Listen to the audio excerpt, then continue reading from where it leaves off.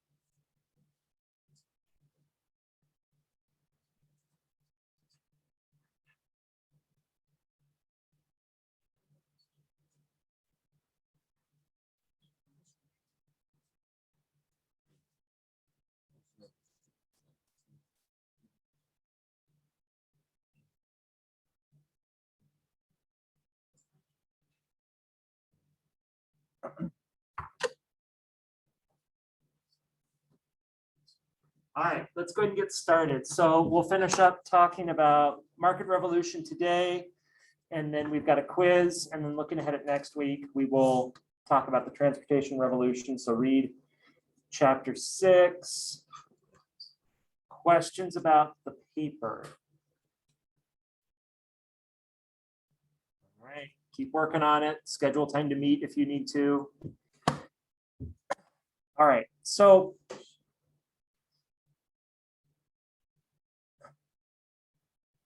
as we finished on Monday,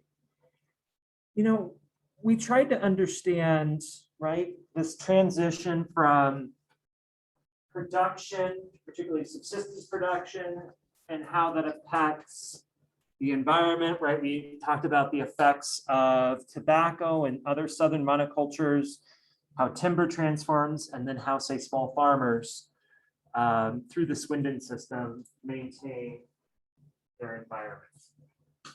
Well, if we take it a step further, right? We think about the subsistence world that we're transitioning from during this period. Small farms are roughly 40 to 80 acres in New England on average, okay? As I described on Monday, right? They're going to take of that 40 to 80 acres and clear the forest of its pine and its hardwood, 2 to 5 acres, cultivate that for a few years, turn it into pasture, and let it turn back to woodland, okay? Initially, right, they need the timber not only to create a field, but to build their structures. First structures were always cabins, but then eventually what happens? Barns, then timber frame structures, right? When a miller comes to the village that is close by, builds their sawmill, right? Which marks that subtle transition from subsistence to a market economy, right? Remember, the mill is always kind of the center of that transition. They'll also use their timber that they're coming up for rail fences, for keeping the cattle out of the crops or keeping the pigs out of the crops. And the economy, as we've said, is all about barter. One thing that we haven't talked about is what they produce on their farm has to get to market. But what's the problem? Yeah, there's a transportation barrier. We have very few roads in New England during this period in the mid-18th century that can carry more than, say, one wagon worth of produce, right? These are roads that are not designed for this heavy travel with these heavy weights. And you got to consider that not only is the infrastructure not there, the problem is also that there's distances that must be covered, right? 10, 20, 30, 40 miles between farms, okay? And so this barrier makes it a problem for this economic system to grow beyond the barter system that exists, okay? So there's our baseline. What we also have to consider as environmental historians is that we're changing from this organic world or cosmos to a mechanic world or mechanical world, right? So we're moving from living body, soul, and spirit within the natural environment, what God has created, right? Where we are being nurtured by this belief in a mother nature and other forces, where we have a community centered around organic social bonds. A great example of this, right, is all of these farmers produce the grain, but the grain is useless until they go to the communal mill, right? The timber that they pull out of their woodlands is useless until they go to the communal sawmill. So they are dependent upon these social bonds to extract the resources and turn it into a commodity. With the market revolution, we changed to the other one, mechanistic. It's very simple. We remove nature from the way that we live with it and the way that we extract from it. We move away from subsistence, where we must maintain a balance in order for our farm to be productive year after year, generation after generation, to a world that is in essence dead, right? We just see it as a supply of resource. And as we move through the market revolution, right, science is evolving. So we start to see that the earth is made up of elements and chemicals for our extraction. And there, in a sense, right, we are not rejecting religion, but God is now this clockmaker, this engineer, this mathematician, right? Everything that happens is a result of a rational calculation by God. Okay? And so we're basically trying to create this bipolar world of us needing to extract from the environment and the environment providing it. Does that make sense? Okay. And a way that we can look at this evolution is through the way farmers have interacted with the environment. So going back to the Middle Ages, farmers have practiced an idea known as the man of science, where the human body and all other mammal forms can be studied through its relationship with the cosmos, and that leads us to the actions that we make. So the human body, for example, has various body parts that are attached to a zodiac sign. Okay? So what we notice is that we are just parts of a larger organic cosmos. which means that trees, the soil, the crops that we grow is also part of a larger cosmos that we, as a microcosm, try to influence. And so in a sense, based on astrology, astronomy, lunar calendars, and so on, from the Middle Ages up to this point, we have calculated when to put things in the ground, when to encourage animal husbandry, etc., right? By studying these ideas. By the 18th century, a new phenomenon develops in New England where publishers create an almanac that takes this old man of science philosophy and codifies it into, quote, scientific data. So they publish the zodiac, they publish lunar phases, they publish tidal charts, etc. And all of that is supposed to influence you as the farmer for when to plant, how to plant, and when to harvest. And so, for example, we could talk about the waning or the declining of the moon tells us that that's when we plant root crops, according to the almanac. When the moon is full or waxing, that's when we extract products from the ocean. So fish, other seafood, but also plants, seaweed, kelp, etc.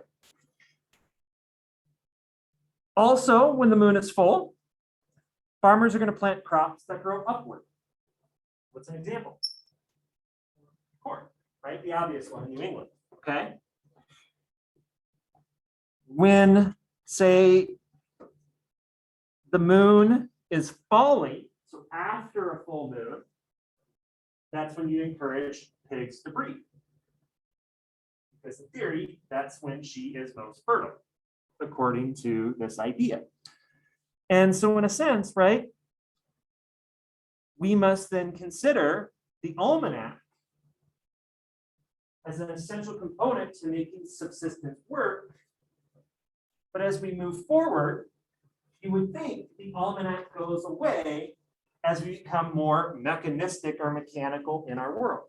But the reality is, they still publish the almanac, right? My grandparents, as Iowa farmers, had a copy on the kitchen table, a copy in the family room. It was torn, notated, whatever, right? And for example, we could look at the almanac today, and what most people do is we look at the longitudinal forecast. Well, so according to this, our winter is going to be extremely cold and dry, right? And so this is an interesting artifact that is used during this period to make us subsist as a family farm, but then produce for the market. Where if we look, for example, we have Petersham, Massachusetts, a small village that popped up in the early 18th century, centered around a commons, a grist mill, and a sawmill. And the dozen or so families that existed subsisted. They produced just enough to feed their families and barter with each other. But as, quote, scientific knowledge from the almanac improved their production, by the turn of the 19th century, they're now pursuing market farming, where in a sense, they are producing more food more regularly that the village itself cannot consume. So they have to take it from the village to the next village to the next village, where there are markets set up to exchange that commodity both internally and externally, right? And what makes this transition possible from the 1740s to the 1830s is that there is this investment in not only knowledge, technology, but later transportation, as we'll talk about next week. We could look at Pennsylvania, and we could look at a group of German farmers that we know as the Pennsylvania Dutch, who show up and produce food in Western Pennsylvania like they would have in Germany, right? Which would have been influenced by the man of science and those philosophies. And eventually, they were so successful in their production that as we turn from the 18th to the 19th century, the community invests in what is known as the Lancaster Turnpike. This standardized, level, or not straight passage from the rural area to the central market in Philadelphia. They built the infrastructure to get the subsistence to the market. And as a result, right, they grew their own profit because they had the surplus to sell, which leads them to come back and reinvest into their family farm. They make the move from log cabin to small barns to timber frame structures to now building large barns that have a heating system, higher fences, larger wagons, et cetera, et cetera. So they're investing the capital that they make back into their farm. And so, again, through improved knowledge, through improved technique, we see that subsistence farmers make more surplus in New England. But in the South, right, planters, they don't depend upon the almanac because what?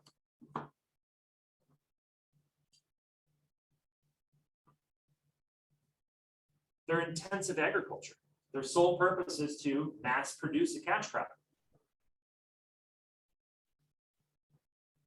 They do not care about the waning of the moon.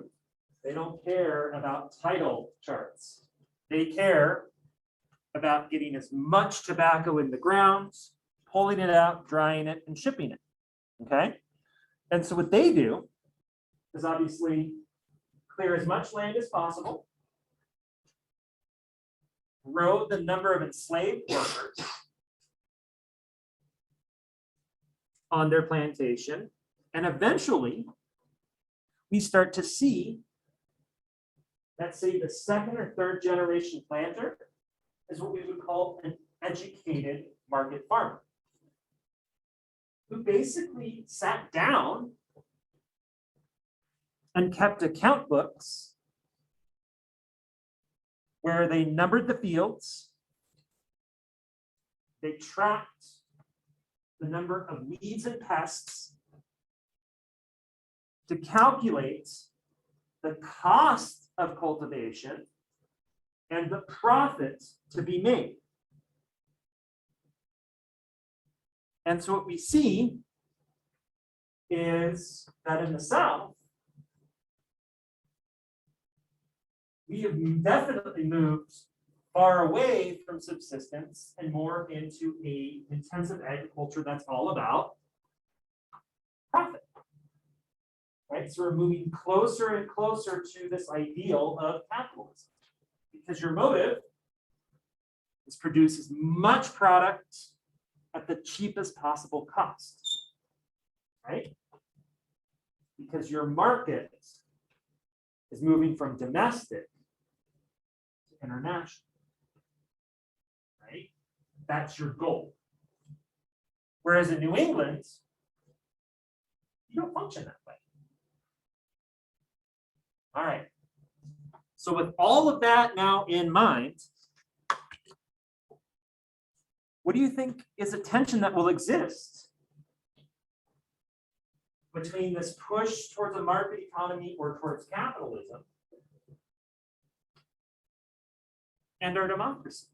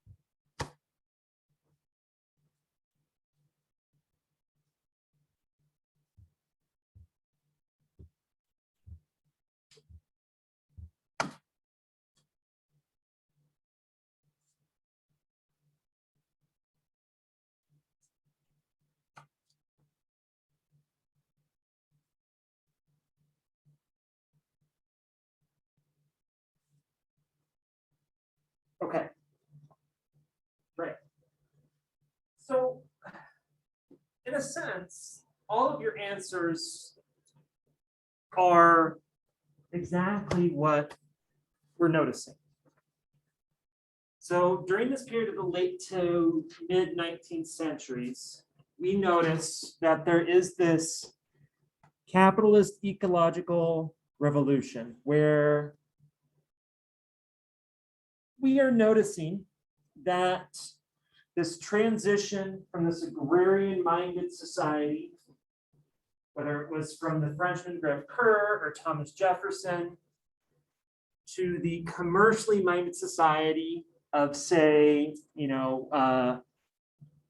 Francis Lowell or other industrialists, all of which are centered around the ability to look to the American environment, extract resources for the public good. But as we transition from this organic mindset to a mechanistic mindset, profits grow. And if profits are the final goal, then subsistence goes away and the will of the free market takes over. So in terms of our ecological standing, we are here now to reap the benefits like we have never done as Americans. And the reality is that this puts communities at a difficult position with the markets and the industries that develop around them.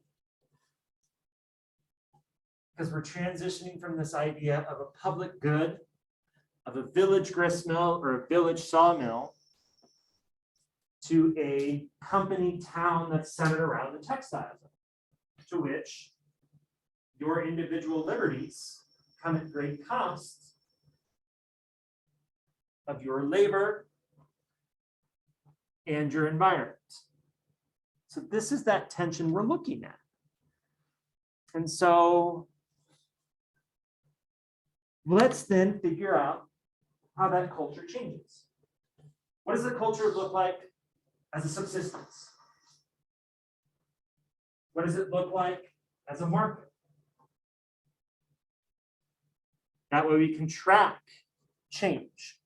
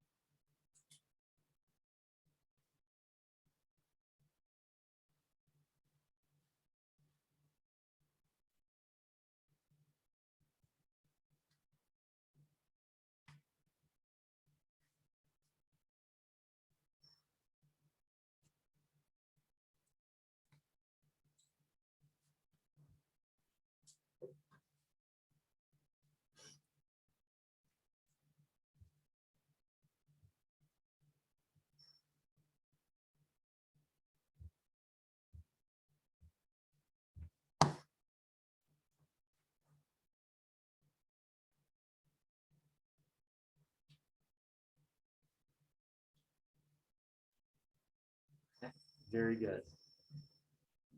Lots of great social, political, economic examples.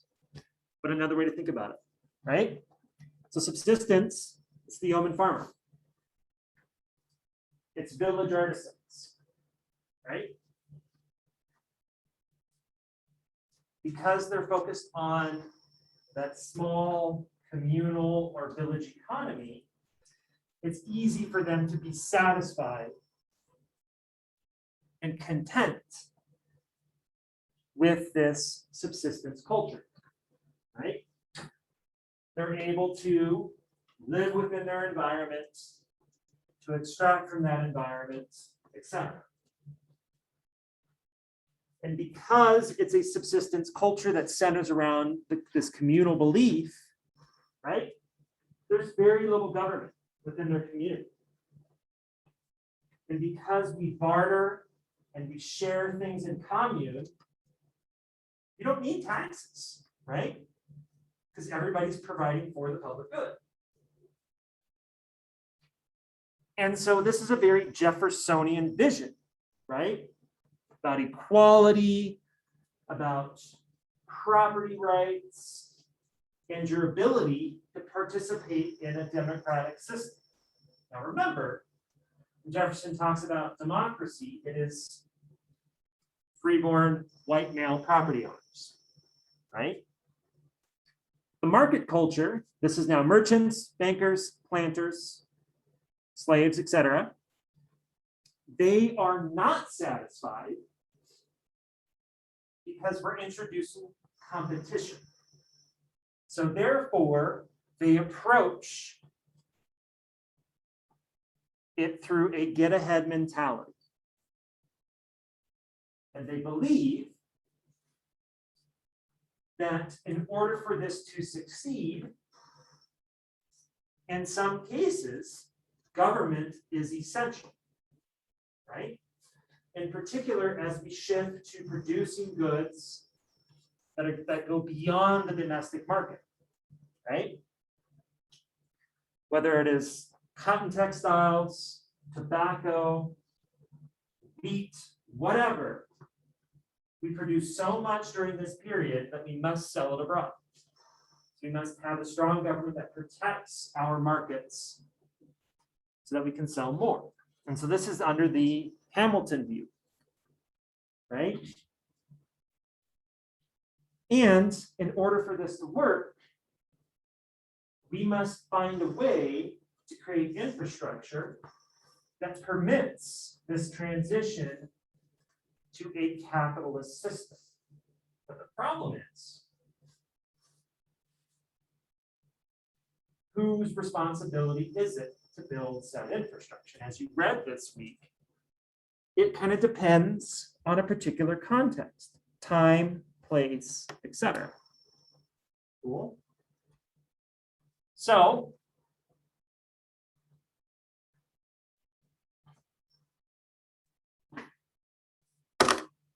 do we still maintain these values?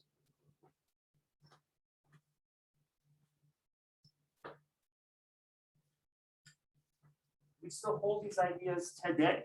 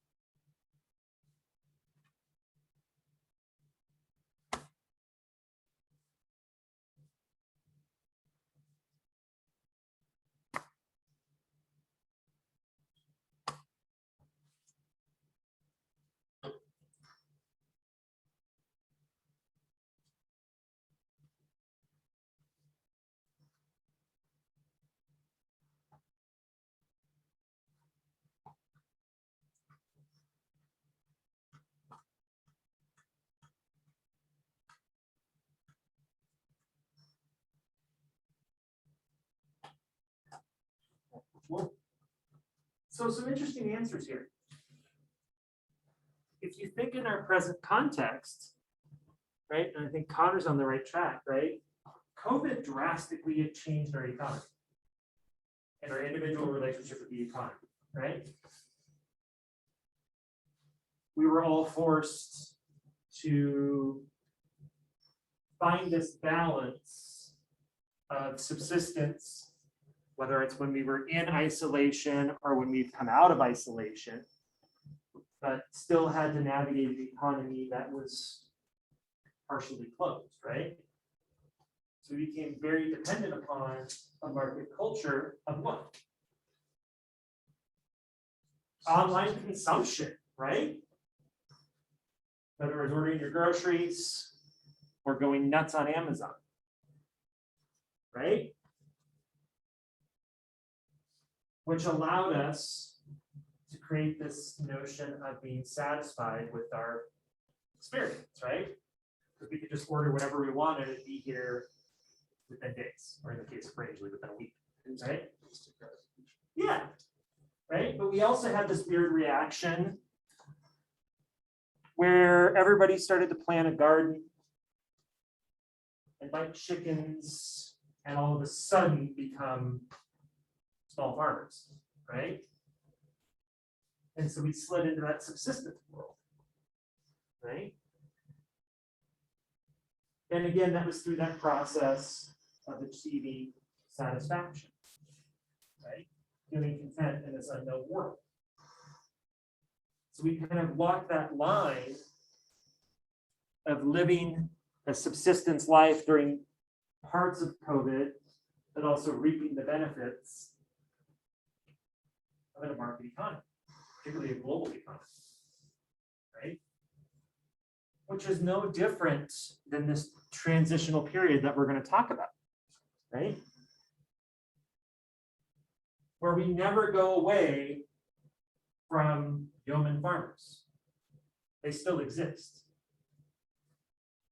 Most of them are still subsistence, but some produce things for the larger market. Good. All right.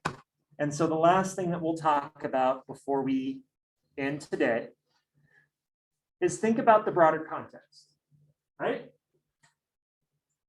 So we're making this transition from the mid-18th century into the early 19th century, right? We've talked about a number of factors: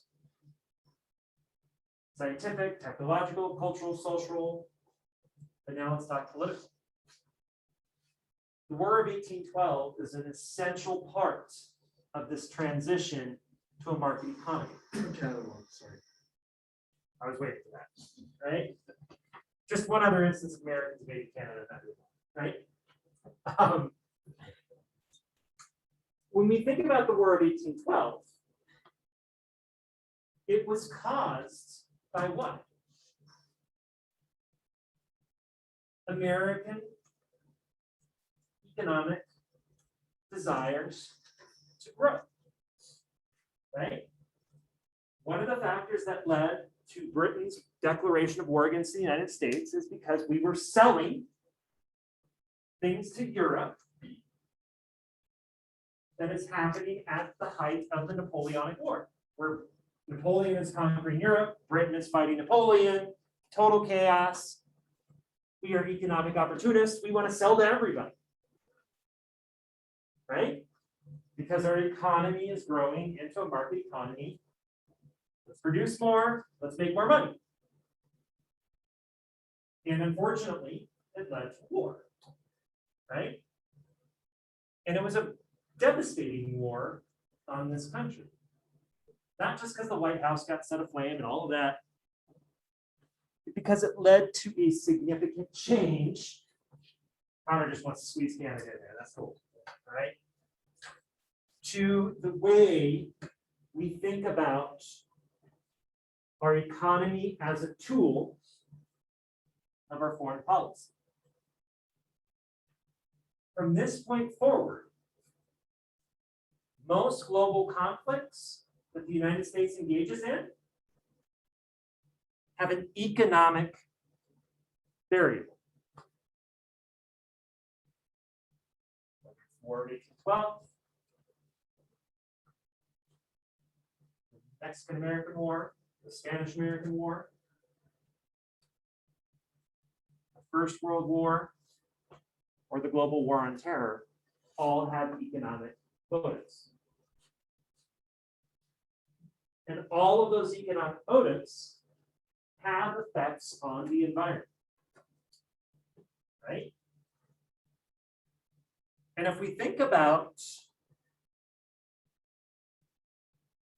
this early to mid 19th century context, I'll just put the map up and we'll talk through it.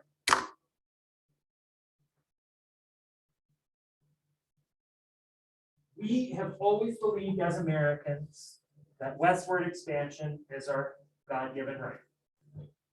By the mid-19th century, it's our manifest destiny.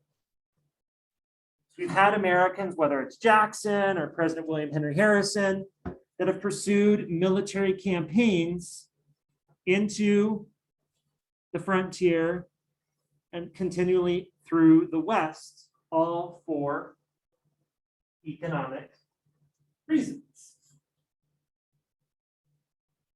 So economic factors don't always lead to just foreign wars, it's domestic war, right? And what is that war as we grow our economy and move westward? The end of the mid-19th century, right? Whether it was Jackson against the Seminoles, or the Trail of Tears and Jackson's forced removal, right? Or the war with the Cheyenne, Arapaho, and Ute in Colorado, and so on and so on, right? And as a result of those wars and this conquest, the economy grows. But it comes at great expense of this environment. Because as we move further and further west, we move further and further away from subsistence, right? We do have, obviously, subsistence farmers in the Midwest, right? But the further west you go, what is our economy based upon? Gold, silver, tin, copper, coal, iron,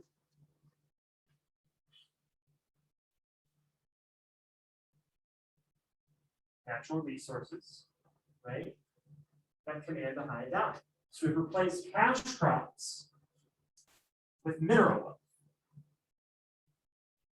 As we continue to move through the 19th century to extract that mineral wealth, you have adverse effects on the environment. But without that mineral wealth, you don't have the factories and the success of the market economy, right? Does that make sense? As we move into the 20th century, mineral extraction continues to go nuts, right? But we start to add new minerals. Gold and silver kind of go away, and we replace it with what? Oil, natural gas, and to great benefit of the mid-20th century to the Colorado Plateau, uranium. Right? All of which is used to grow the economy. And so in a sense, these trends that we've set the foundation of continue until the present, right? We still have conflict over subsistence. We still have conflict over the economics and so on, all right? Cool. Questions?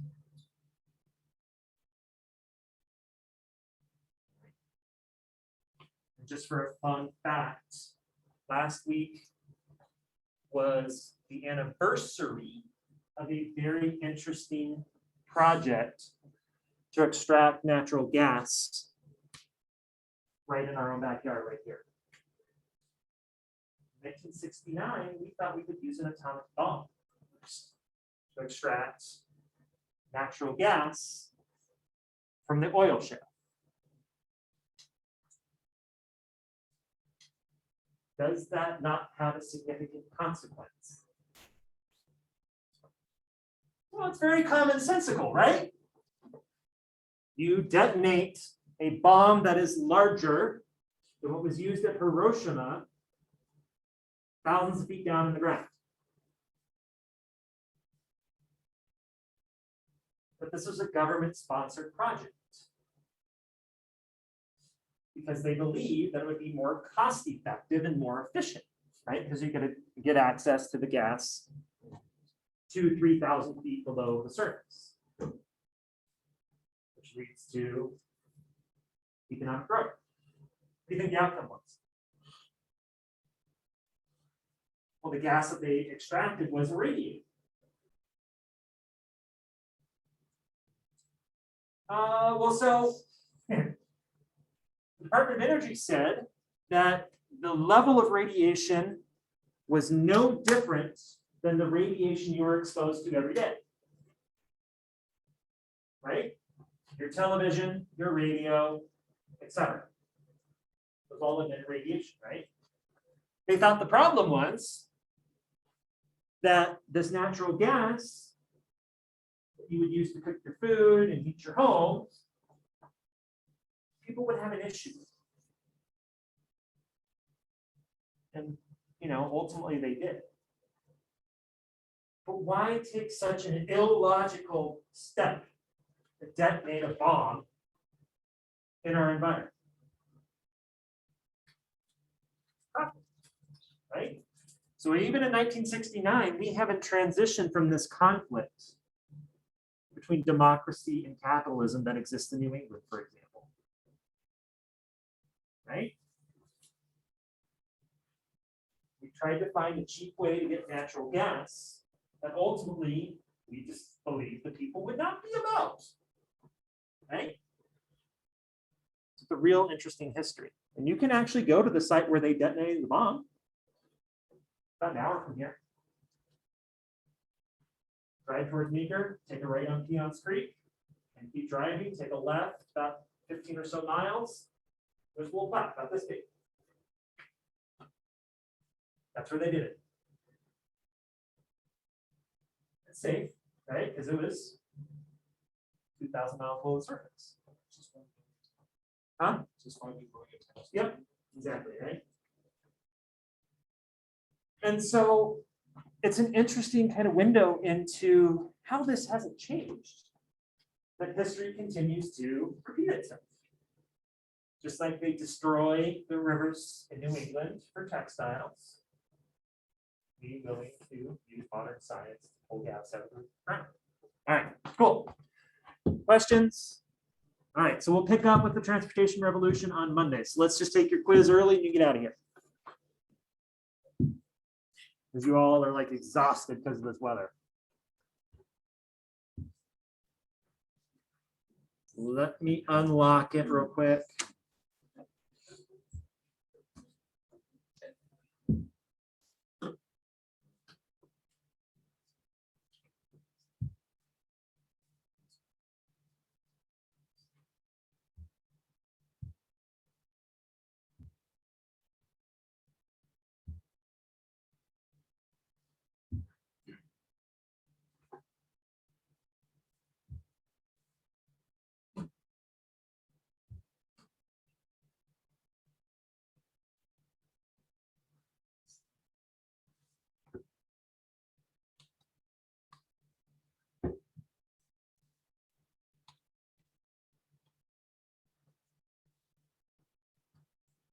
All right, you're good to take it. Your password is Lowell, capital L.